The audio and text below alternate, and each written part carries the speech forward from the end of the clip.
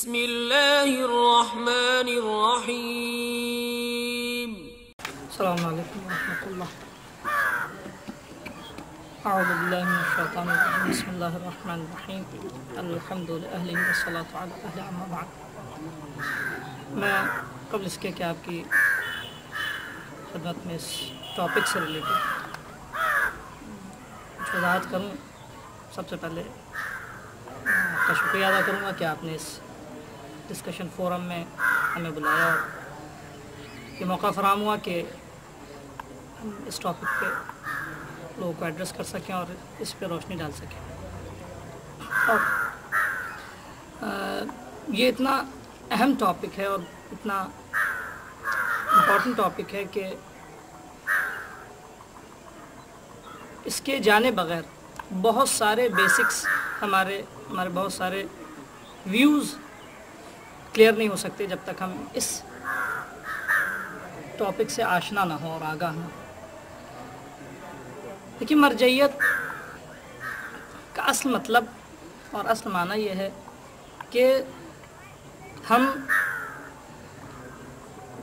اپنی زندگی میں پیش آنے والے دینی مسائل کو حل کرنے کے لیے اور ان کے احکام جاننے کے لیے کسی ایسے ایکسپرٹ کی طرف رجوع کریں اور مراجعہ کریں اور اس سے کنسلٹ کریں کہ جو اسلامک سائنس میں اور اسلامی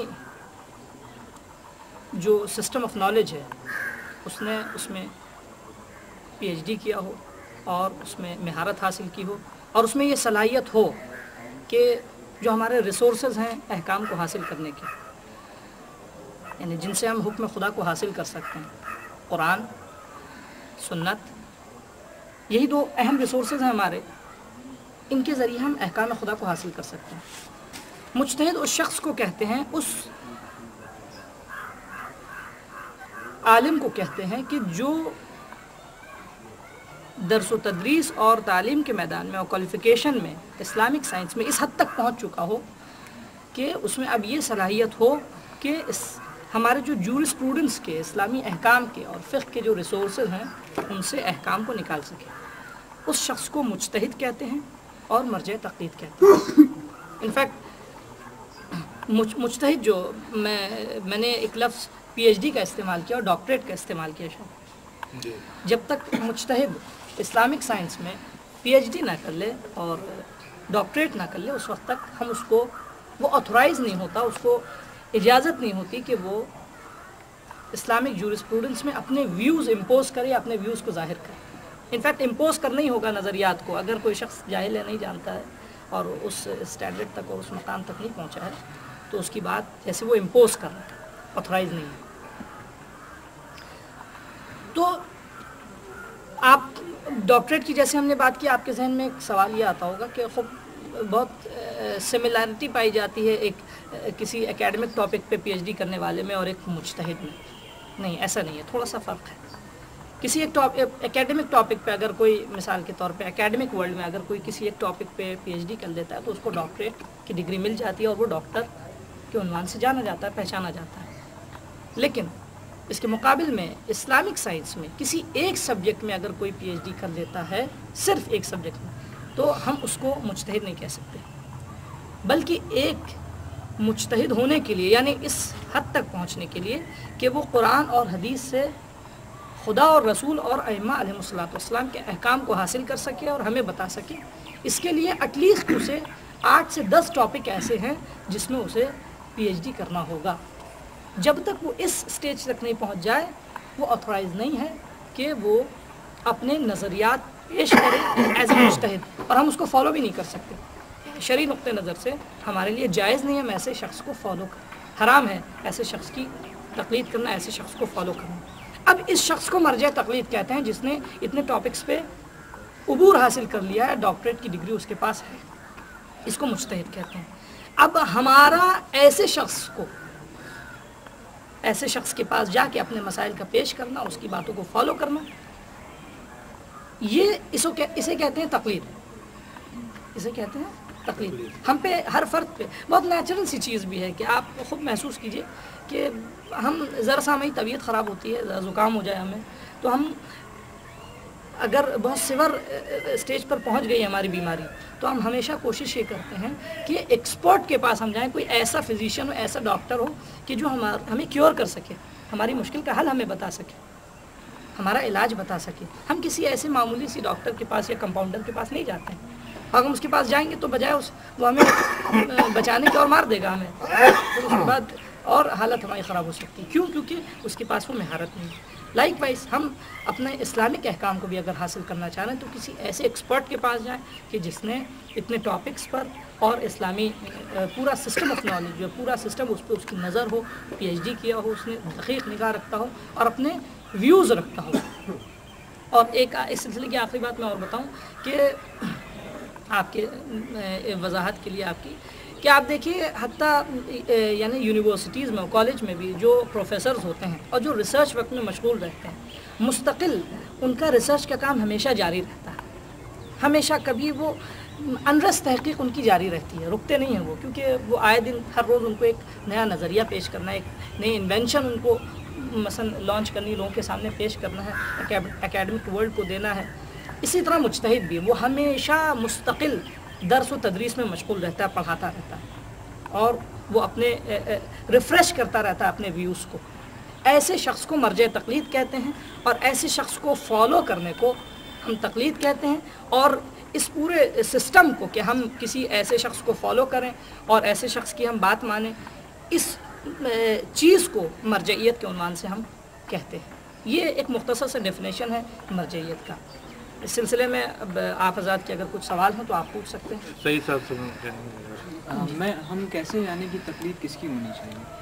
دیکھیے میں نے آپ کی خدمت میں ابھی یہ تو بتا دیا کہ ایک شخص کے جو اتنے ایٹ لیسٹ ٹاپکس پہ ایکسپرٹ ہو اور پی ایچ ڈی کیا ہو اس نے، اور اتنے ٹاپکس پہ پی ایچ ڈی کرنے کے لیے بہت نیچرل سی چیز ہے، بہت نیچرل سی بات ہے کہ تقریباً 30 to 40 ایئرز اگر آدمی محنت کرتا ہے اور اتنے ٹائم لگیں گے اس کو اس اسٹیج تک پہنچنے کے لیے. تو اب ایسا شخص کہ جس نے اتنے مثلا اتنے ٹاپکس پہ پی ایچ ڈی کر لیا، ہم اس کو فالو کریں گے، یہ تو بہت لاجیکل ہے یہ بات. لیکن اسلام نے کچھ کریکٹرسٹکس اور کچھ خصوصیتیں بیان کی ہیں ایک مرجع تقلید کے لیے.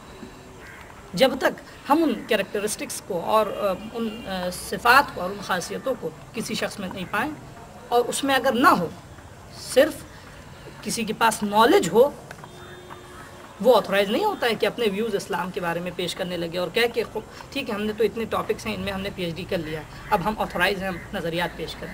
نہیں، یہی ڈفرینس ہے. آپ کو بتائیں اکیڈمک ورلڈ میں اور ایک اسلامک ورلڈ میں، سسٹم آف نالج میں یہی ڈفرینس ہے کہ اس کو ویو پیش کرنے کے لیے کوئی ضروری نہیں ہے، کوئی کریکٹرسٹکس خاص نہیں ہے اس کے لیے. مورل ایتھکس، اسلام نے اخلاقی اعتبار سے بھی کچھ شرائط پیش کی ہیں. جب تک وہ شرائط فراہم نہ ہو کسی شخص میں، ہی از ناٹ آتھورائز، اس کو کوئی اتھارٹی نہیں ہے، اس کی بات نہیں سنی جائے گی. وہ 5 خاصیتیں شرائط ہیں، کریکٹرسٹکس ہیں کسی ایک مرجع تقلید کی. اگر وہ 5 صفتیں اس میں پائی جاتی ہیں تو اس کو اتھارٹی ہے، ہم اس کی بات کو فالو کریں گے. بلکہ نہ یہ کہ اس کو اتھارٹی ہے، بلکہ ہم اگر ان شرائط تک نہیں پہنچ پائیں، خود کو اپنے آپ کو نہیں لے جا پائیں. اور بہت نیچرل سی بات بھی ہے، بھائی دنیا میں سارے لوگ ڈاکٹر نہیں بن سکتے، سارے لوگ انجینئر نہیں بن سکتے. یہ سارے سسٹم ایک بہت بڑی مشکل. آپ میں ان بریکٹ ایک بات کہتا چلوں پھر میں آپ کی بات کو پورا کر دوں گا. ایک بہت بڑی مشکل یہ ہو گئی ہے کہ ہم لوگ یہ سوچتے ہیں کہ مثال کے طور پہ فرض کیجیے اگر کوئی ڈاکٹر ہے تو اس کا مثلا اسلامی تعلیمات سے کوئی تعلق نہیں ہے. کوئی اگر انجینئر ہے اس کا اسلامی تعلیمات سے کوئی تعلق نہیں ہے. میں آپ کی انفارمیشن کے لیے بتاتا چلوں، بالکل یہ ایک غلط ویو ہے.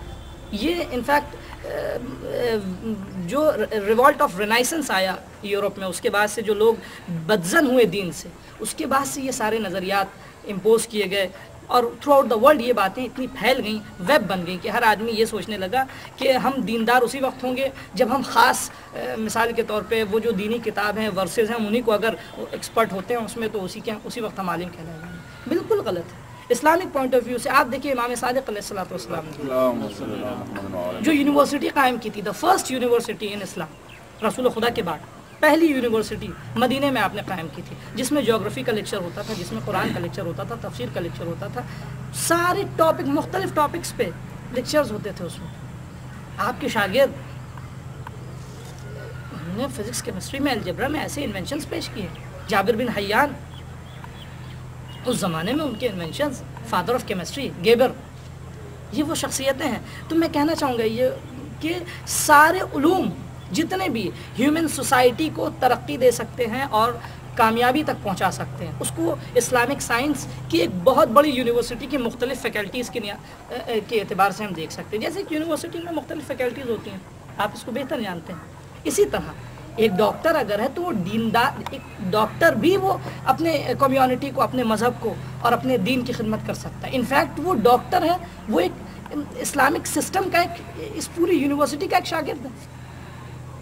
مثال کے طور پہ میں فرض کیجئے اگر میں اسلامی تعلیمات میں اپنے آپ کو میں نے مشغول کیا، اس سسٹم میں پڑھ رہا ہوں، ٹھیک ہے، ایک فیکلٹی کو میں نے اختیار کیا ہے. دوسرا شخص جو ہے وہ اسلامی تعلیمات کا دوسری فیکلٹی، اسلامی تعلیمات کی دوسری فیکلٹی میں مشغول ہے اس سسٹم کی. اور ہو بھی نہیں سکتا. آپ نہ ڈاکٹر بن، سارے لوگ دنیا کے ڈاکٹر بن جائیں تو پھر دوسرے انجینئر کون بنے گا؟ سارے لوگ انجینئر بن جائیں تو پھر مثال کے طور پہ فرض کیجئے دوسرے شعبوں کا کیا حل ہوگا؟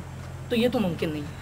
تو لہٰذا اب وہ لوگ کہ جو نہیں ڈاکٹر بن سکتے، مثال کے طور پہ بہت نیچرل سی چیز ہے، تو ایسے ڈاکٹر کو کنسلٹ کرتے ہیں کہ جو ایکسپرٹ ہو، اس نے پی ایچ ڈی کیا ہو. اسی طرح لیکن ایک اسلامک جورسپروڈنس میں اگر کوئی شخص اتھارٹی بنتا ہے، ہم اس کی بات کو فالو کرنا چاہ رہے ہیں، تو سب سے پہلے اس کے لیے شرط جو ہے وہ علم، نالج. دوسری شرط یہ ہے، امام زمانہ علیہ الصلوۃ والسلام نے جو ان سے سوال ہوا کہ آپ جا رہے ہیں، آپ کے بعد ہم کس سے کنسلٹ کریں، ہم کس کے پاس جائیں، کون ہمارے مسائل کو بتائے گا؟ تو آپ نے کہا کہ اما من کان من الفقہاء صائنا لنفسہ، اما من کان من الفقہاء، اور جو تم میں سے یعنی لوگوں، مسلمانوں میں سے، ہمارے شیعوں میں سے جو فقہاء میں سے ہو، یعنی فقیہ ہو. فقیہ ہو کا مطلب عالم ہو، وہ جو اتنے ٹاپکس میں نے بتائے جس میں پی ایچ ڈی کیا ہو اس نے، ٹھیک ہے، یعنی 30-40 ایئرس پڑھ کر، اور واقعاً یہ بھی نہیں کوئی سوچے کہ 30-40 سال اگر کتابوں، مثلا لائبریری میں کوئی 30-40 سال اگر بیٹھ جائے تو لائبریری میں بیٹھنے سے وہ مجتہد تھوڑی ہو جاتا ہے، بلکہ 30-40 سال وہ پڑھے، باقاعدہ جو پی ایچ ڈی کرے، فقیہ ہو سب سے پہلی شرط. اس کے بعد 4 شرطیں جو ہیں ان کا تعلق اخلاق سے، اخلاقیات سے، تربیت سے، انسان کی اخلاقی اور صفات سے. صائنا لنفسہ، اپنے نفس کو گناہوں سے بچاتا ہو.